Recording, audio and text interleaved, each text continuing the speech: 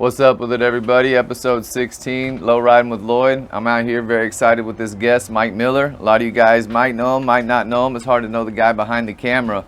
But Mike's one of the mans that take a lot of the legendary pictures of, a lot of different stars, rappers, musicians, actors.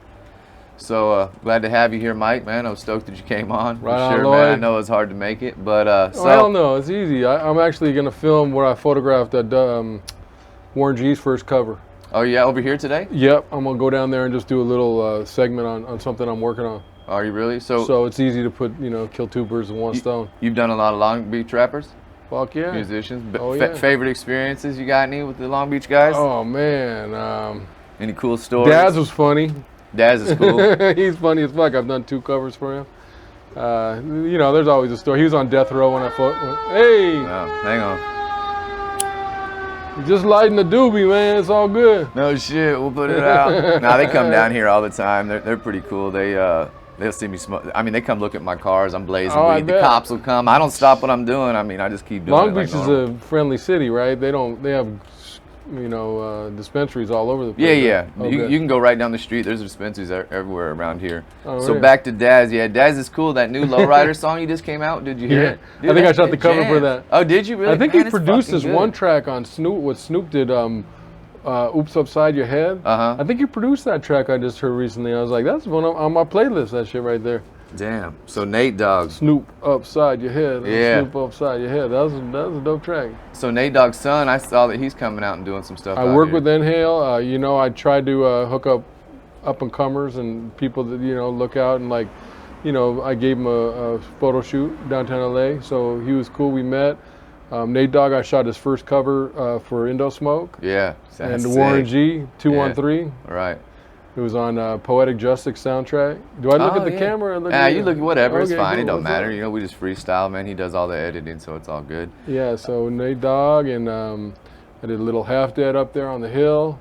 Shot Snoop Dogg's cover, Last Meal. Oh, shot Warren G's cover. Shot Technique. He's from Long Beach. The list goes on. Yeah. Any Vince Staples stuff? I like Vince Staples, man. I got a 6 shot of him. Yeah. I love his music. It's on my Instagram, Mike Miller Photo. Check it out. Yeah. Go to Mike Miller Photo on Instagram. Check all his shit out. I don't normally promote, but why not? Yeah, absolutely. This is laid back right here. We can do that. Absolutely. We do that. That's why I bring everybody on. So, a lot of people, everybody knows your photos. I guarantee you, nobody doesn't know the Not As Compass Easy fucking skate photo. That's and one of the. It's crazy is that photo was in my I would shoot an album cover or something, whatever it was for a magazine, and I'd stash it in my archives. So that photo, I didn't really even know I had it because I was smoking a lot of weed back then and doing other stupid shit, drinking 40s, and but anyways, I had that in my archives, and I found that and I was like, oh, this shit's dope, man. And legendary. So that just was released in the last 10 years. No shit. Do you have any put up?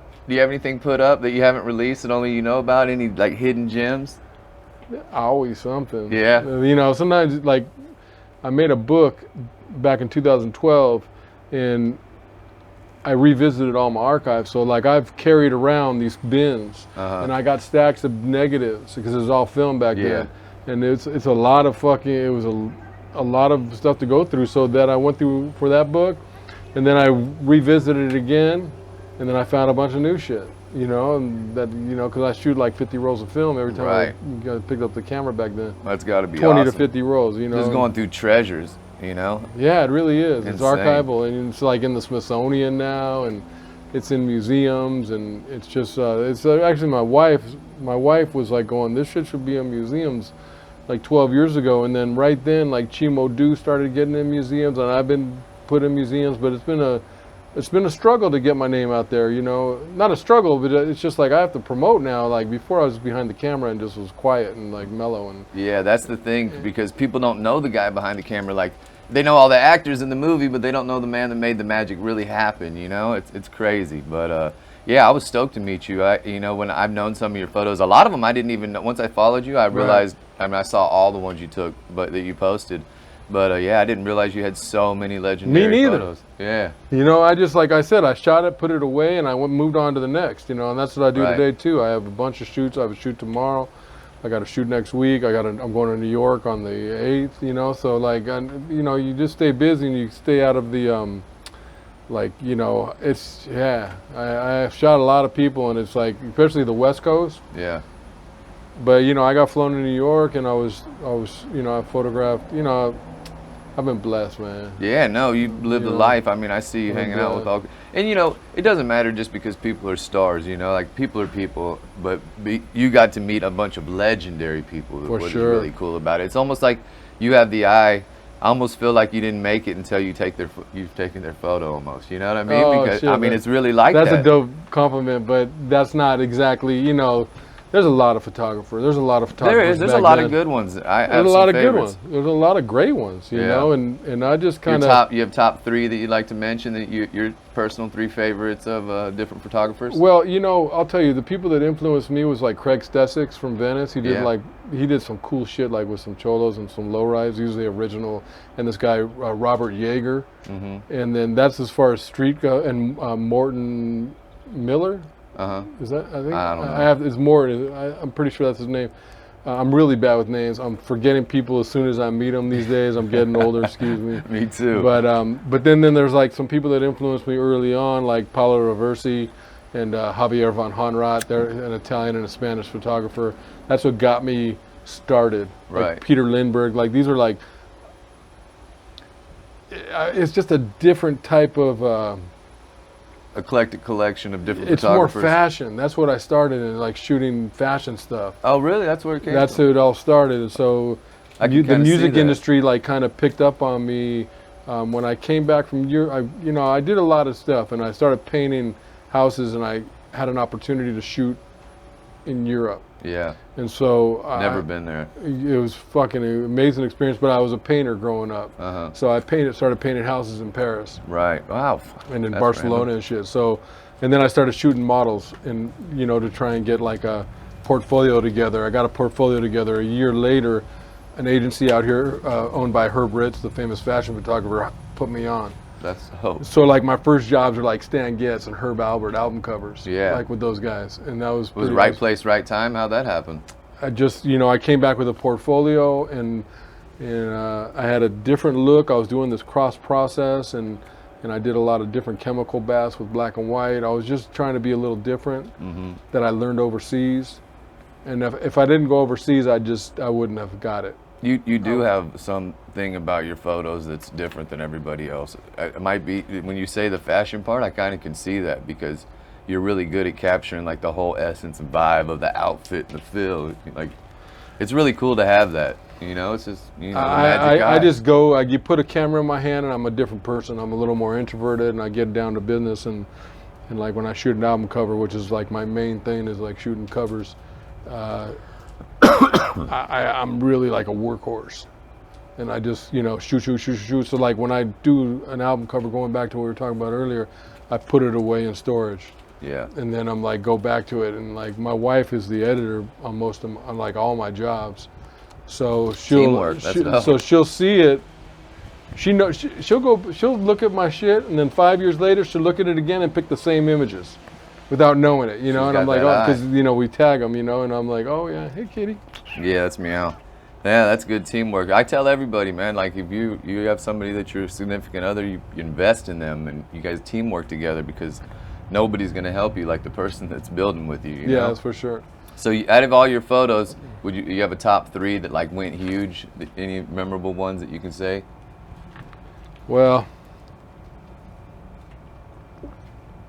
top 3 photos. I was really blessed to be hired by Tupac, and he was easy to work with. Yeah. And so by having someone that's so charismatic and easy, Yeah. and we clicked, some of those shots are some of the strongest, and like I think they resonate with most people around the world. Definitely. And then there's like the Warren G covers, super sick. Yeah. I like the Lifers Group when I went to Rahway Prison. That was Oh, a yeah. dope cover. Yeah. That's Lifers Group, and that had a lot of meaning behind. There's a story behind that. Some of my fun shoots were like in Jamaica, but they weren't for anybody very famous. So it's not like my favorite photo, but you know, like I was flown to Hawaii. I've been flown all around the world to do photo shoots, and That's awesome. it's awesome. And it's like back in the day, I was like tripping to get flown. I'd be on the plane going, oh fuck, I'm going to New York, man. They got all those top dogs over there, and they're fucking flying me to New York. Picking me up. And that was like my competition was like the New York heads that were like really killing it. You done anything for suicidal tendencies? I used to play paddle tennis with Mike at Santa Monica High. Hell yeah. When I first moved back here, I bought a 4-door Impala out of Huntington, and I fixed it up. And this guy kept calling me on it. And he was serious. And as soon as I got it finished, he's like, call me as soon as it's done. So I called him. He came over that night. And I opened the door right here, and I looked at him. I was like, man, you fucking look familiar. I couldn't figure it out. It turns out it was Thundercat from Suicidal Tendencies, the bass player. I was like, fuck, dude. That was like the first album I ever picked out. I got Black Flag in my head. I got Suicidal Tendencies, the one where they're all hanging down with Institutionalized, and then I got Violent Femmes. Fuck yeah. Yeah. I got to put Violent Femmes in my new playlist. I'm doing some new like oldies and shit. I forgot about those dudes. Theirs was a tape, and the other the tape, one was a record. The Suicidal Tendencies was a record, and the other two were tapes. I kind of miss that vibe of going into the record shop. Everything new. That's what me and my wife click about is like we used to go into the record shops and like after school she would go in every day and look at old records. Yeah. And like love the art, the album art. Right. And that's what I did everything as well. about it, man. The smell. So for me to come back and like all of a sudden shooting album covers after like growing up and like going in and seeing covers that really inspired me visually, you know, I was like, oh my God, this is like some of that art. Like Pink Floyd and Zeppelin and everything that we saw back growing up. I've got a Zeppelin album in there. My wife bought me like one of those old school looking record players. Oh, nice. Hey, I got one of them. I play it with the kids so they can like have that. You know, I want them to have that memory. We went to New York and we shot in front of the Physical Graffiti Hotel, and that's on St. Mark's. And it's where they did the cover. Yeah. It's dope with all the windows and shit. So, you know, I love that. I love nostalgia and going back to where people shot stuff. And that's what people do with my shit too. They always like, hey, where'd you shoot that Tupac? Or where'd you shoot? And I'm like, I don't want to make it I want to keep it like low key. I don't tell people. Somebody that did the EZ one with the bridge where he's three-wheeling, he's on the front of his car and all that stuff. Someone posted all the different spots where they went and did it at. Oh, sick. So what got you into photography? Well, I was always wanting to become a director in like film, and so photography was a fluke, but I had a knack for it, and it was like right away when I picked up a camera. Like my girlfriend was a model, and so she was easy to shoot, and she helped me start building my portfolio. So when I was painting houses, you know, all over the world, I guess, you know, that's what got me. I started shooting the models, her friends, and like next door to my house was a model apartment. So I started shooting the models and built a portfolio.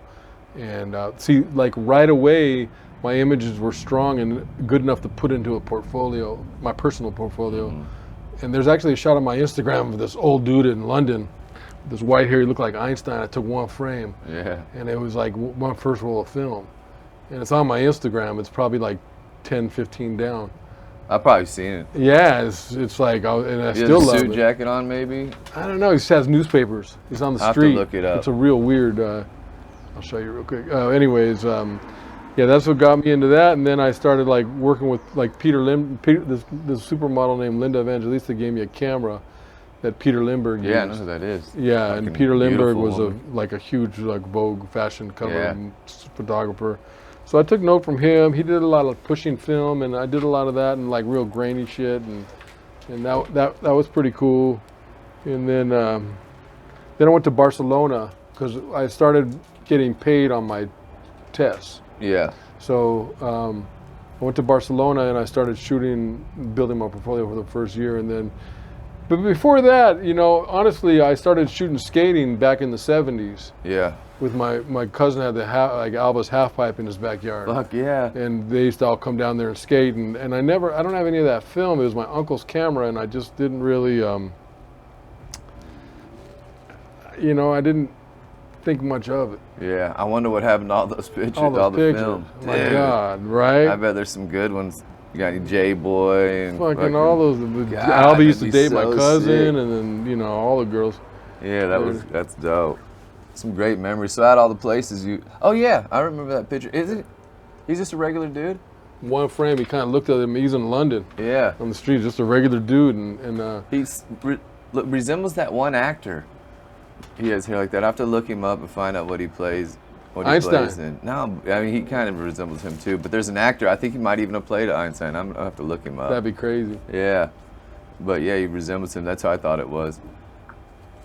So anybody that's trying to get into it, because I know the game's changed now. Yeah. Photography, obviously, social media. You know what I mean? People aren't walking around carrying their portfolio up under their arm anymore. No, it's a lot easier now to promote yourself. Like you can show people on Instagram, and like it's hard to print and like figure out what to put in the book and not over promote. Not have too many to like people lose, and to be really consistent on what you do. Yeah. That's important for new guys. I think the biggest thing that people should do these days is learn other aspects, and not just photography, but they should learn editing, Photoshop, maybe filming, even like getting into like A&R, or like if they want to be in the music industry. There's a lot of avenues to take, and not just be a photographer, because photography is not easy. So Yeah, no, it's not. these days, what I see is that they connect with the artists, and they go on tour with them, and they shoot like their whole life. Right. And then if you're really good, then you get put on with other artists, and that seems to be the way a lot of the photographers these days are getting put on. So photography is basically your networking is where you get yourself. I guess worked you in the see that. clubs. It wasn't easy. My dad had a scrapyard down here in Compton. So even when I was shooting in the beginning, I still worked there. Yeah. Because, it's hard to pay your bills with family and kids. And Shit, you ain't lying. so, and it was something that I never wanted to do growing up. And that's probably why I became a photographer. Yeah. Because I didn't want to, at the early age, my dad would wake up at 3:30 in the morning, take me down to the scrapyard, 100-degree summers. Yeah. And then every day after school, I was on this ROC program at Santa Monica High School, and I'd be out at 12, and I'd go down to Compton and work for a couple hours, and then I'd come back to the beach and surf or whatever and skate. And Yeah. When did you start surfing? I started surfing, like, it's funny because my history is that I lived on Kings Road when I was first born. Then my family moved over the hill to the valley. Yeah. And I bought a surfboard from the skater called Kent Sendator. Uh-huh. He's one of the old school, like, fucking gnarly rippers that would like kill it back in Really? the 70s. Yeah, I don't know who. I don't think I've Yeah, ever heard he's of him. known. He's unknown, but so I got the board when I was 9 years old. So my uncle brought me down to the beach, and then I started taking the RTD with my surfboard down to the beach. So I was like 9 years old when I started. Yeah, that's around the time I started too. Fucking hot. They used to pull up on the beach in this hot dog truck and hamburgers and shit.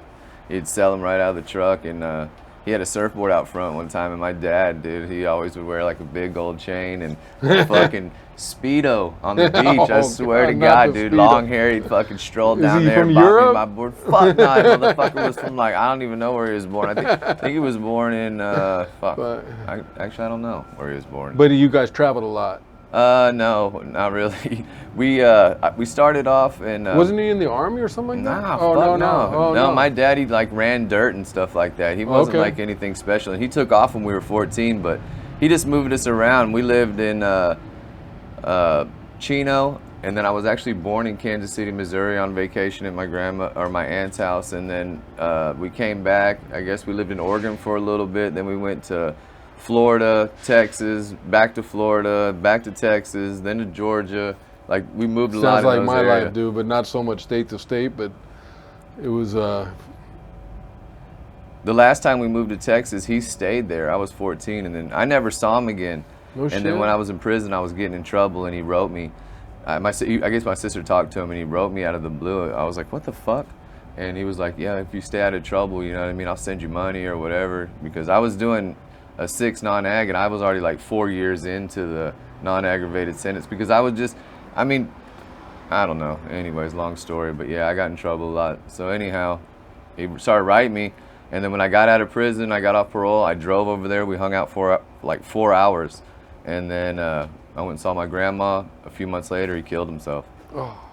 No biggie. I mean, I didn't really know him. So I kind of thankful for that. I mean, it's his decision. I feel like if somebody kills himself, that frees me from feeling bad because it's your choice. You know, it's exactly what you wanted. So who am I to feel sad about it? I'll miss the experiences, but I never had any fucking experiences with his ass, really, you know what I mean? So I'm like, it wasn't a big deal. But I did lose my mom June 21st to, she had like congestive heart failure. And dude, now that fucking scrambled my brain. Sorry to hear that. Oh, thanks, man. It's horrible, but I didn't know how to deal with it. I don't know how people deal with it. I just keep busy. I focus on my children, and I like try to look for her and them. You know what I mean? Because she still, I think like, oh, she still lives because I live, and then they live. She'll continue to live, but it's weird. The weirdest thing is you're like, oh, I want to tell my mom, and there's no one to call there. You're like, fuck. When were you born? Kansas City, Missouri. No, when? Oh, 1973, July 25th. Oh, okay. You? 64. Oh shit! Wow. Yeah. Fuck, dude, you're doing great. Yeah, I mean, I'm but hanging in there. But I have a lot of similarities. I relate to your story. You know, at 13 years old, my dad left, and he was a rough dude, and my grandpa was a rough dude as well. You know, they were real mean. Yeah. So I didn't really connect with them at all, and I never really hung out with them. But at 13, my mom got back together with her high school sweetheart. Yeah. And moved us down to the beach. That's dope. So right then I said, I'm not going to fight anymore, because I was already getting into some gang trouble, and like, you know, I was in trouble. And when I moved to the beach, I go, look, I'm going to be a surfer now. Yeah. And I'm gonna be low key. I'm not gonna fight anymore. And Good I only got living, in one fight and it was the guy kicked me. You know, I was like, dude, you kicked the wrong person, man. So I put him to the ground, and I you know, whatever I did. But we were young, and I was already like scrapping him. And like you said, my brothers all got locked up. Yeah. And my dad was a gangster. He had a scrapyard in Compton. He carried shotguns. You know, we got stories. Yeah, no, for sure. My older brother got sent away at 16. My younger brother, and I got kicked out of my house at 15. So I moved down to the beach at 13, but then I lived in my van. Yeah. For high school. Fuck, man, that's good. So I would love that. I thought I did love it. Yeah, I'd have been like, I had a job taking taking down like a poncho clothing stand. You know those Mexican ponchos? Yeah, fuck, I love those. So I took down the stand. I got like $20-$30 every day. That's dope. And then so I went to Jack in the Box across the street, got my Egg McMuffin in the morning, you know, and then I had my cinnamon roll at Samo High. And Fuck yeah. I was more, you know, when I got kicked out and I was living in my van, I was responsible. Yeah. And it's funny because I had a girlfriend and she was a model, and so she kind of got me into that photography thing. That's really cool. But you know, until my daughter got sober, I didn't realize, like, I had some fucking first time I had therapy, and they're like going, dude, how'd you feel when you were living in the van? In high school, I go, I felt great, man. I had a job, and I went to school, I went to work, you know, da-da-da-da-da. And he's like, no, how'd you feel? I go, I don't know. He goes, man, you were sad. I'm like, oh shit, you're right. I was like, oh fuck, I was sad, you know, and I didn't know it. Were you? Man, fuck. I mean, but no, believe me, I was running shit. Right. I loved it. But, you know, when you really get in touch with, you know, through therapy and with your kids and you have your family. You say your daughter quit drugs? Is that what you said? She did, but she doesn't. Both my daughters. My oldest daughter's on drugs, too. It's tough. Fuck so yeah, it is. So, you know. That's crazy. I sent her to rehab. Cost a lot of money. I fucking would do whatever she would do to stop. She won't do it. I try to tell her, hey, you know, you want to change your life, I can help you. I'll get you a car, I'll put you in rehab, you know, you can live with me for a while, get you a job, I'll put you in school, real estate school, whatever you want. Yeah. She didn't even respond. How old is she? 27, I think. Well, that's about the time she might change, but it's like me, like I never thought I could stop smoking weed. I was smoking weed since I was 9 years old. Yeah. Honestly, like I thought that's the one. I mean, I tried to quit thousands of times. That's funny. That's when I started. My dad started getting me high. He would take me fishing, and I'd go, "What's that smell?" And I was like 9, and he'd be like, "Here." You know, Smokey, like, "Don't tell your mom." We used to grow plants in our backyard. You know.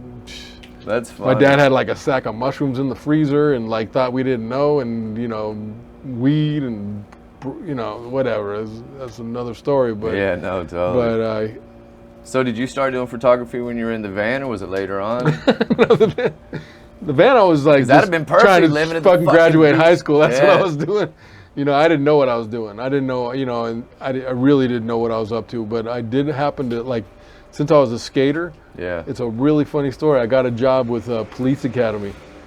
And I was like in charge of like Tony Hawk and Lance Mountain, Tommy Guerrero, my homie. Yeah, dope. And who else? Mike McGill and Chris Miller. I know all of them. I got a Mike McGill shirt right in the yeah, door. so I got a job being like the second, for Stacy Peralta, I was the second unit AD, whatever the fuck they call me. Yeah. And so that's what started me out, That's like dope. getting a job early on. That's early, man. The people, that's early. That's like right out of high Search school. for Animal Chin. Yeah, that's exactly right. I used to live with the dude middle Orb. school That that was the time. guy that sold maps to stars, the skaters' homes. Yeah. That's my boy Orb. No, that's We dope. lived together for like a couple years. So, That's and right. then Tommy DJ'd my fucking. We're still in touch. He actually bought my Nova for my wife. He still has it. That's crazy. Yeah, that was such a rad time. He still has that Nova, man. I wish everything was that simple now, dude. Everybody's so I fucking bought that weird Nova now. for a fucking grip out here in fucking like East LA somewhere, $1,000.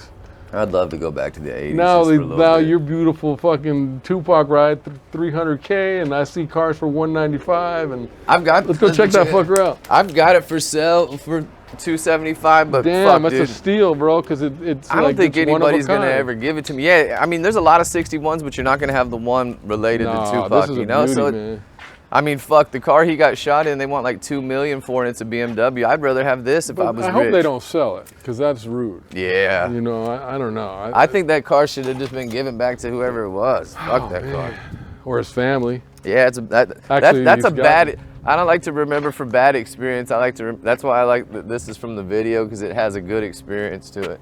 Gets Well, when I filthy out took here. you, when I got you for that YG cover, he was like, I showed him a bunch of cars, and he's like, yes. He's like, bring that. So I didn't know you guys already had some type of history, but that was cool that you rolled through, and it was just down the street, so it was easy to.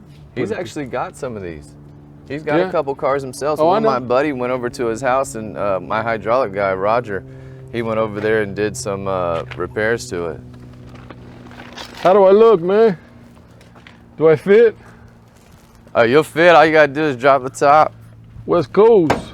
Yee. Someone go fund me. Give me some money. No shit, right? What is it? 275? 275. I'd take less if somebody came with cash, Fuck but they yeah. gotta come. It would be I rad, but actually- I don't even have a spot to put it in. So I'm actually just continuing doing what I'm doing to it. I have a few things I I want would. to do. Yeah, I'm gonna keep doing everything I want to. I just added these, it's the, gorgeous. the little gold lock Oh, down yeah. for the top. Oh yeah. I broke one of the latches, the little thing that clicks in there, so I just put it up there so all the shit wasn't falling in my car. So dealing with Tupac, man, that would have been cool if you would have shot this damn Live and Die in LA video shoot. Well, you know, it was a crazy world back then. Yeah, I'm sure. I just charged the batteries. This car, it's a fun car though. I like it all laid out.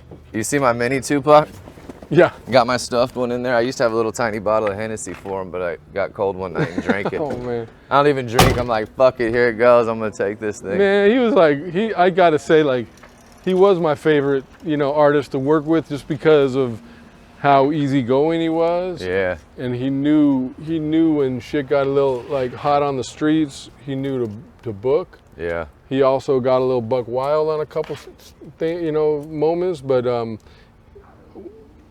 my agent told me that I was up against a lot of photographers. Most of the photographers that I even knew were from New York. So, I was just honored for him to pick me, because I it bet. really wasn't an easy. He was at the height of his career when, I ran into him on the set of Menace to Society when he clocked one of the Hughes brothers. I was there.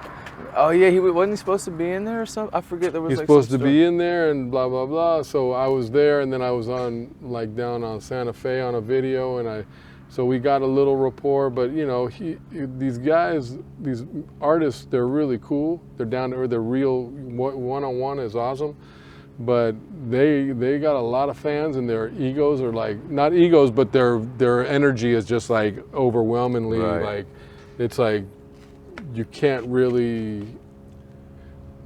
You can't really. It's hard to like explain how. What up? Oh, it's hard to explain, like, to experience the energy that they exude. Yeah. Because they're like, just like, they're bigger than life. Yeah. You know. I shot with from Menace Society, the Tyrene dude, the one that Jack the Dayton's. Tyrene. I can't remember what his fucking whole name is. Anyways, he's the one that jacked the Dayton's in the drive-thru. Oh. When I did the Snoop Dogg video, the countdown, he was like down by my Dayton's. I caught a shot of it. It's dope. I shot that cover with MC8. That's the first time I shot MC8 on the Dayton.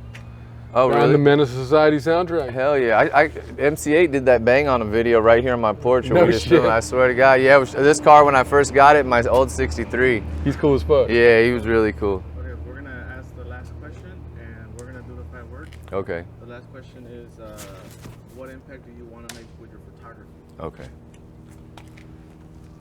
Ready? So what impact would you like to make with your photography? Well, the one good thing about the impact, well, it's a history lesson. Yeah. You know, Capturing time. It is, and it's just I'm so fortunate to have been able to capture the West Coast, and hopefully later years, because right now it's hip hop gets recycled really quick. Yeah. And they leave people behind. So hopefully the next generations will go back and go, they can look at my photos and like maybe go, oh shit, that's this track, and like look at my photos and go, oh, the music behind the photos is super dope. And people they don't really pay attention these days. No, for sure. You know, they don't know like the old school, the forefathers, Rakim, Ultramagnetics, EPMD, Slick Rick, you know, and then there's like a whole 90s, like Nelly and all these guys that were like, and 50 Cent, and like, that are kind of like. Love 50 Cent. He's love probably 50 one of my Cent. all-time favorites. Love Nelly. You know, all those, you know, Timberland made incredible music. Oh yeah. And he still does, and JD as well. So I work with all these guys. I did Timberland's first cover out in New York. He flew me out there, and I met Aaliyah and Missy. I mean, I hung with those dudes, man. That's cool as fuck. So it's back to that question, like, you know, I said earlier, my stuff's in the Smithsonian now, and that's important. That's very Hip-hop's important. in the Smithsonian, and like, because back in the day, the record labels did not give a shit about hip-hop. They would just go, give it to Mike. Yeah, we don't know how to deal with anybody, you know, people, and just give it to Mike and let go shoot it, and like more of the, like even like Pantera and like some hardcore like Leonard Skinner's. Yeah. I did some crazy covers, and they just always like gave me like the difficult shoots, but hip hop wasn't respected. But nowadays, all the people that grew up in hip hop are running the labels. So back then, like they didn't, like I was really close to the musicians, because I used to work the clubs, and I'd like be hanging with Booyah Tribe and like Cube and Snoop, and I'd see all those dudes out. Pac I met in the clubs, and now it's those people that were fans of the music early on are now in charge. That's so dope. It's dope. Yeah, so it's like now, like I'm getting hit up by the execs. When back then it wasn't like that. It was like the music, like in the, like Cypress Hill's cover, you know. There's a lot of avenues that like opened up when I photographed like Cypress's first cover, or you know, like NWA, like this shirt right here. I shot the 10-year anniversary cover, and it was the Devil's Chariot. Oh, nice. You know, I could talk cars all day long, but we haven't really talked about that. But, but this is the Devil's Chariot I shot in LA River, and it was like the 10-year anniversary cover, and I treated this car like one of my models. and I shot the shit out of this thing, and I got looks so many good. fly fucking photos. Yeah. Like people are now like going, oh shit, I want that on my wall. Yeah, no, I'd like to have that poster in my garage. Right, so yeah. All right, so when we wrap it up, we usually just shoot out 5 words, and then you just give me the first thing that comes to Oh, mind. I've done from this those 5 before and I words. suck. Go. Yeah, no, all right. Challenge. Challenge is just like day to day, like waking up and being happy and trying to not let life get you down, man, because life's yeah. challenging. And you know, I have kids, grandkids, and I just want everybody to be happy, and I want to be there for them, and I want to be positive. Oh yeah, that's a good one. Culture. The culture I grew up in, West Coast, I mean, I was really fortunate. Do I have to give one word answers, or do I go? Nah, you go ahead. You know, I was really fortunate because I grew up early on. We listened to like Zeppelin and Hendrix and like Pink Floyd. Some of the greatest. And then we moved into punk rock and funk and soul, and then all of a sudden hip hop came around. So I'm just blessed to be part of. What was the question again? What was it? Culture. Culture. So I was blessed to be part of the West Coast culture, man, because I've been here from day one. I'm like 4th generation. My dad lived in Boyle Heights in East LA, so you know I love repping the West Coast. Photography. Photography. I'm just really blessed. I just shot Moneybag Yo's cover during COVID, and Lucci's and a bunch of other. YG. That's how we met. YG. We just did YG. I have a lot of people. I just don't really pay attention to like who I've done. I look at the future. I got some jobs coming up, but yeah. Okay, got it. Family. See, I'm getting old, and I forget about the question as soon as you tell me. I did too. Shit, I just read start them. talking shit. I forget them too. Yeah. Family's number one.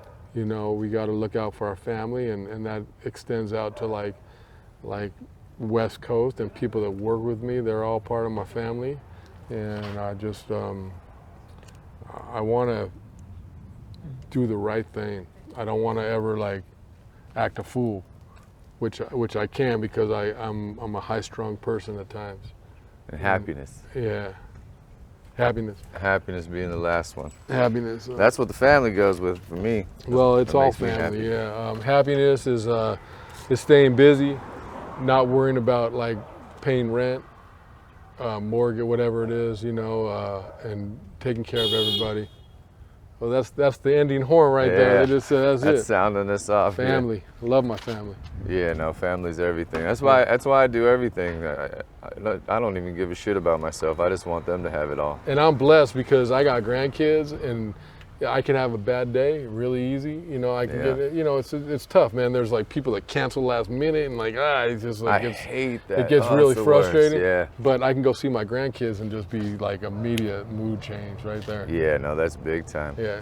So, all right, we're out. Episode 16, man. You guys check it out. Lowriding with Lloyd. Another day, another Impala. We'll see you guys soon. Later.